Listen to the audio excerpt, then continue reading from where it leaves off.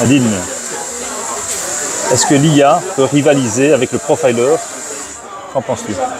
Alors, Hilbert, un de mes padawans, je précise quand même, je suis entourée de padawans. L'IA peut rivaliser sur certains points avec le profiler sur des aspects génériques. C'est-à-dire que, par exemple, si on doit détecter une personne par rapport à sa physionomie et par rapport à certains comportements, et selon les comportements choisis, l'IA peut rivaliser. Maintenant, si vous avez quelqu'un qui a envie de cacher des émotions, qui a envie de cacher des informations, se cacher lui-même ou elle-même, qui, si les paramètres de l'IA ne sont pas en phase, n'ont pas intégré tous les éléments algorithmiques pour pouvoir détecter tous les comportements existants, et c'est juste impossible, dans la mesure où chaque être humain est unique, l'IA n'est pas efficace. Donc ce que j'ai vu jusqu'à présent, je n'ai vu aucun logiciel d'efficace. Il semblerait que certains logiciels approchent de l'efficacité. Je ne les connais pas, je ne les ai pas vus. Mais j'ai hâte de me confronter avec eux pour voir justement comment ça va se passer. Et c'est toutefois quelque chose de dangereux à l'avenir, parce que si l'IA décide à la place d'un cerveau humain, qui est beaucoup plus performant que n'importe quel logiciel, hein, quoi qu'il en soit, là on aura beaucoup d'erreurs. De toute façon, on aura beaucoup d'erreurs. Donc il y a une rivalité, mais la rivalité, elle est plus dans une notion de substitution de notre métier au détriment d'un algorithme qui va décider. Et donc, il peut nous induire en erreur. De n'importe qui. Il faut toujours, à mon avis, si l'IA est devant, il faut toujours un être humain pour contrôler derrière. Donc, il faut vraiment faire attention. Vraiment, vraiment être prudent. Donc, notre métier a encore de beaux jours devant nous, forcément. Merci. Toi, en tant que futur profiler, t'en sais quelque chose. Oui, tout à fait. Une autre question? Je peux, éventuellement. Je ne sais pas, parce que je sais que j'ai une liste de questions, alors. Alors, jusqu'où te sens-tu opérationnel pour profiler? Jusqu'où je me sens comment? Opérationnel. C'est une bonne question, ça. Jusqu'où je me sens opérationnel? C'est difficile pour moi de répondre à cette question, parce que j'estime qu'il n'y a pas de limite. Et comme j'estime qu'il n'y a pas de limite, ben, j'arrive pas à répondre à cette question. Et en même temps, derrière, j'adore les challenges. Donc, du coup, aimons les challenges. Ne considérons pas qu'on a des limites en tant qu'être humain. Jusqu'à ce qu'il y ait quelque chose qui me bloque, ben, c'est ça qui dira que j'y suis pas arrivée, en fait. Je n'ai pas trouvé encore. J'ai des casse-têtes, des trucs compliqués, comme là sur mon livre Hitler en ce moment, le profilage historique d'Hitler. Mais je sais que j'ai déjà trouvé des choses et je sais que j'en trouverai d'autres. Donc, après, il y a certains éléments où je me dis j'ai pas assez d'informations, par exemple. J'ai voulu voir sur le suicide, ou pas le suicide, sur la mort de JFK, si c'était vraiment lui qui était mort ou pas. Et je ne disposais pas d'assez d'éléments, donc j'ai pas préféré aller plus loin, par exemple. Il y a des endroits où on va pas plus loin parce que je n'ai pas assez d'éléments. Donc je veux pas le faire. Mais sinon, je crois qu'un cerveau n'a pas de limites. Aucun cerveau n'a des limites, à mon avis. Merci.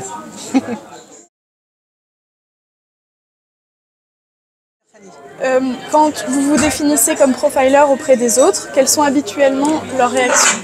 Ouf. Alors, déjà, j'évite de me définir comme profiler. J'essaie de ne jamais me présenter comme je suis, pour plein de raisons. La première, c'est parce que ça fait partie de ma nature.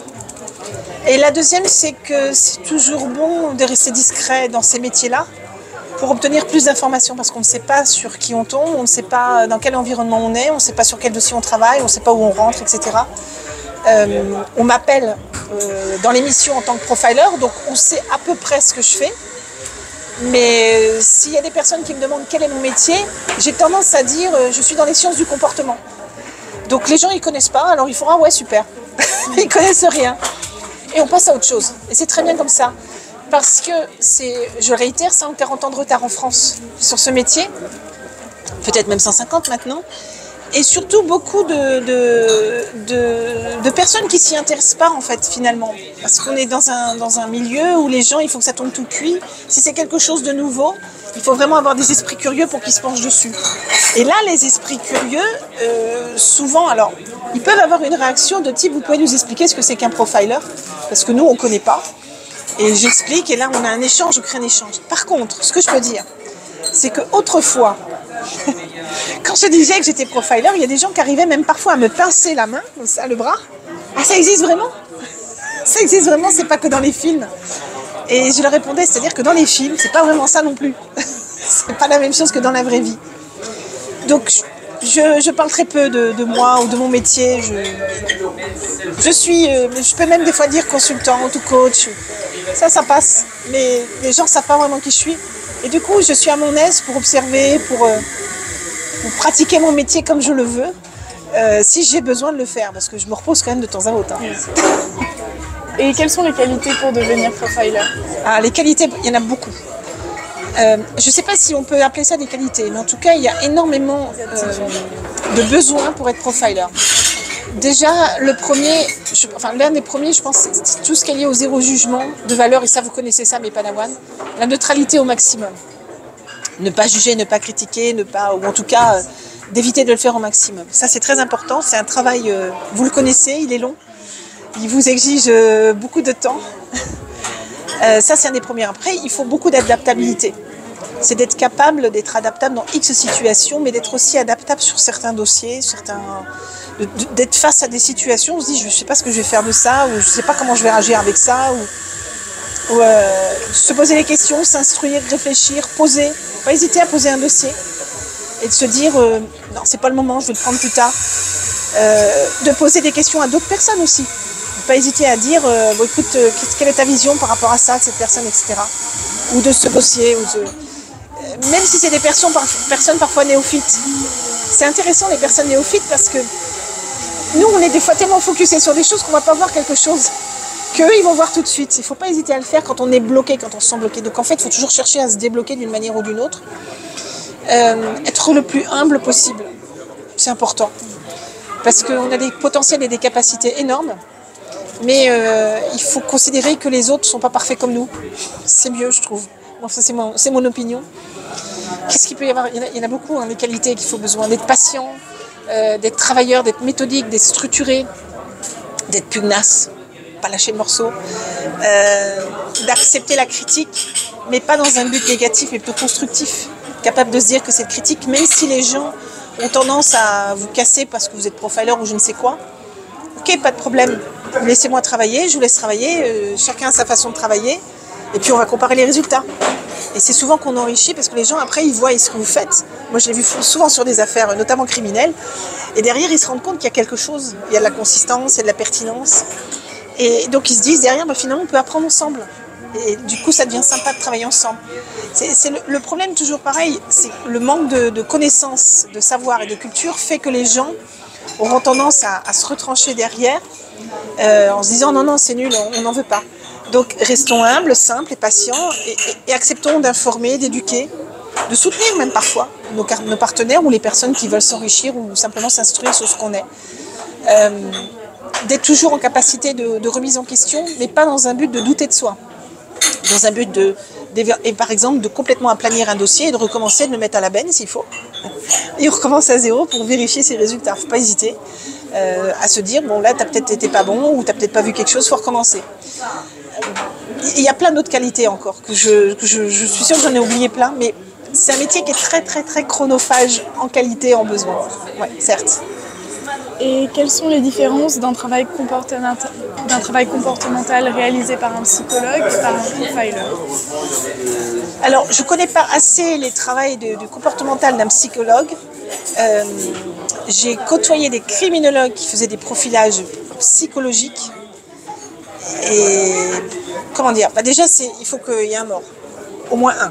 Déjà, il faut un homicide, on va dire un corps froid, entre guillemets. Voilà, au moins un. Nous, on travaille sur tout ce qui est vivant. Mort et vivant.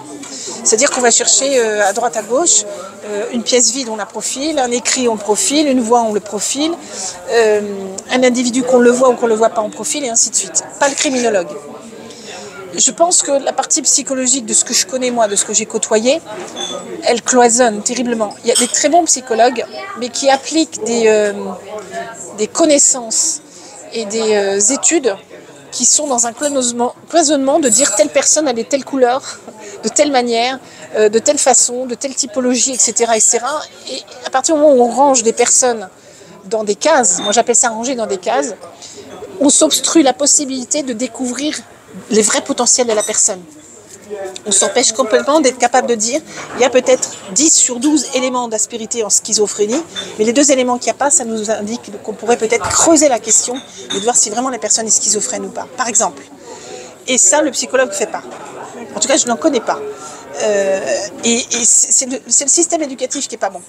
C'est que c'est trop dans le cloisonnement, c'est trop je te range vite là, je te mets là et ça ira bien, etc. etc. Donc je pense que ce n'est pas le genre de choses qu'il faut faire. Je pense que c'est plutôt d'aller dans une ouverture d'esprit et de découverte, encore une fois. Et il n'y a pas cette découverte non plus en psychologie. Moi, je ne l'ai pas vue, ni en psychiatrie et ni en criminologie. Mais la criminologie, c'est encore plus complexe. Vous savez, d'avoir des dossiers de criminologues qui font des profiling, enfin, en tout cas des analyses psychologiques, c'est des pavés, hein. Donc, quand il faut aller vite, droit au but, chercher le criminel et tout, vous n'avez pas le temps de vous les palucher, hein, les pavés. Hein. Vous n'avez pas le temps. Et nous, l'intérêt, c'est qu'on va très vite, droit au but, qu'on sait tout de suite, et on radioguide, en fait, les personnes. Ce que fera pas un psychologue ni un criminologue. Donc, c'est 3 métiers très différents. Les critiquer, non. Chacun a ses spécificités. C'est qu'est-ce qu'on cherche en face, avec qui on veut travailler pour ce qu'on veut obtenir. Et moi, personnellement, la psychologie, en tout cas en méthode française surtout, j'ai beaucoup de réserves dans la pratique, non pas par rapport aux psychologues. Vous parliez de potentiel système éducatif. J'ai une dernière question. Comment enseigner aux enfants à affiner leurs aptitudes ? Alors, ce qui serait bien, c'est de rajouter déjà les sciences du comportement chez les tout-petits. Et d'observer juste des tout-petits comportements. C'est de voir les camarades, comment ils jouent entre eux. Qu'est-ce que tu as observé de ce que les camarades jouent entre eux ? Ça pourrait être rigolo. Et de dire, il a levé le doigt, il a levé une jambe, il a crié, voilà. Et de leur expliquer déjà simplement une chose, c'est que 80% de la communication est non-verbale. Et que ce serait sympa de leur dire qu'est-ce que vous avez vu en non-verbal. Et dans le non-verbal, est-ce que vous avez vu la même chose dans le verbal ? C'est ces 2 trucs-là. Ça pourrait être sympa de commencer déjà par ça. Mais je pense qu'on doit aussi ajouter le jardinage, je pense qu'on doit ajouter la spiritualité, je pense qu'on doit ajouter plein de travaux manuels comme la poterie, le tricot, j'en sais rien. Tout ce qui est bon à apprendre chez les tout-petits parce que c'est les 3 premières années les plus importantes. Donc je pense que pour nos enfants, on doit mettre énormément de matière pour les ouvrir et les éveiller. Il y aura peut-être plus de profilers d'ailleurs après. Merci beaucoup. Merci à vous tous. Les avantages et les difficultés pour profiler un personnage historique? Alors les avantages, ça permet de reconstruire la véritable histoire sur le personnage historique. Ça permet de voir si les livres d'histoire nous mentent ou pas. Ça permet de vérifier si la personne, par exemple, qui a fait un tableau est vraiment quelqu'un qui a rencontré ou pas le personnage. Ça permet de vérifier tout un tas d'éléments et d'informations qui sont écrites dans des livres à droite à gauche, qui peuvent ne pas se corroborer, ou même des preuves que l'on peut avoir pour voir si ce sont des vraies ou des fausses preuves, par exemple. C'est-à-dire qu'en gros, on compare ce qu'on a eu jusqu'à présent avec l'analyse comportementale et le profilage pour pouvoir voir derrière si oui ou non nous avons les mêmes informations, si nous disposons des mêmes informations. Et justement, sur le profilage historique de Napoléon Bonaparte que j'ai écrit, par exemple, il y a un des tableaux, je ne sais plus lequel, où j'ai douté que la personne connaissait Napoléon. J'ai mis en doute que j'en doutais, que je ne suis pas sûre qu'elle la connaisse. Aujourd'hui, je suis en train d'écrire le profilage historique de Adolf Hitler et les écrits qu'il a mis, que certains ont plus ou moins analysés, entre guillemets, je suis en train de les lire et moi-même de les analyser pour ressortir d'autres choses. Et ça permet aussi de mettre en lumière ce que des gens ne veulent pas voir. Je disais tout à l'heure, la main dans le giron de Napoléon, il avait mal à l'estomac, donc mécaniquement, on considère qu'il mettait sa main comme ça parce qu'il avait mal à l'estomac, ou parce qu'il était franc-maçon, ou parce que non. Les gentlemen de cette époque mettaient la main dans le giron, tout bêtement. Ok, merci. Pourquoi le choix d'avoir profilé Napoléon? Alors, c'était un challenge en fait. C'est un éditeur qui m'a contacté pour me dire est-ce que vous êtes capable de profiler sur l'histoire? Et je ne savais pas. Ne sachant pas, j'ai considéré que j'allais chercher, j'allais creuser la question et j'ai creusé la question. Et on a commencé par un tableau et du coup je me suis rendu compte qu'en effet c'était pas si compliqué que ça. Puisque je profile sur image, pourquoi pas sur tableau? C'est juste qu'il y a d'autres techniques à approcher et à intégrer déjà l'époque, la culture, Pourquoi ce tableau a été fait? Parce que c'est une pose la plupart du temps, c'est pas une photographie qui peut être prise sur le vif. Dans quel intérêt? Qui en a fait la commande? Enfin, il y a tout un ensemble de choses intégrées. Et je l'ai fait, ça s'est très bien passé. Et pourquoi Napoléon? Parce que ça tombait juste au moment du bicentenaire de la mort de Napoléon. Donc ça tombait pile poil. Alors du coup, on s'est dit, bon, on va faire Napoléon. En plus, c'est une période que je connais plutôt bien. J'ai beaucoup étudié Napoléon parce qu'il y a eu énormément de mensonges sur ce personnage. Et c'est parce qu'il y a eu des mensonges que je l'ai étudié, justement. Et donc, du coup, c'est comme ça que le profilage historique est né, tout simplement. Alors, une dernière petite question par rapport à Napoléon. Est-ce que ce lieu historique dans lequel on se trouve là aujourd'hui, qui est donc en lien avec Napoléon, correspond à la personnalité de Napoléon dont tu as fait le profilage? J'ai pas fini de visiter. Nous sommes à Waterloo. Alors, ça correspond plus à une bataille qu'à Napoléon même. Je dirais que c'est plus pour mettre en avant les éléments des deux côtés ou de tous les côtés pour relater vraiment la bataille. Mais il est vrai que j'ai vu un portrait qui m'a beaucoup étonnée sur poster, une reproduction, qui met un peu l'empereur comme si c'était un despote, un dictateur, monsieur je sais tout, monsieur au-dessus de tout le monde. Et il n'était pas du tout comme ça. C'était quelqu'un qui voulait rétablir le pays, c'était quelqu'un qui voulait sauver de la tyrannie tout un pays, la France. La France était déjà en guerre avant que Napoléon n'arrive, puisque c'est lui qui a géré la prise de Toulon, et bien géré du reste. Donc on ne peut pas considérer Napoléon de cette façon-là. Par contre, il est clair qu'il dérangeait. Il ne faut pas oublier que les francs-maçons Illuminati sont arrivés juste avant, ils ont fusionné avant qu'il arrive, et il dérangeait tout un ordre établi. Quand on fait du changement, on dérange toujours.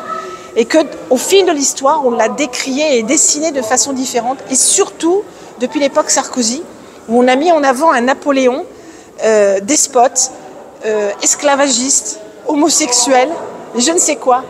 C'est absolument pas ça. Là, ce que je sens dans ce musée, c'est plutôt une ambiance historique qui reconstitue bien, à mon sens, ne connaissant pas parfaitement la bataille de Waterloo, mais qui reconstitue bien ce qui s'est passé avec plutôt de l'objectivité de ce que j'ai vu pour le moment. J'espère juste qu'on va voir les fraises de Grouchy, parce que ça, c'est un détail vraiment important. Voilà. Merci Nadine. Merci à vous.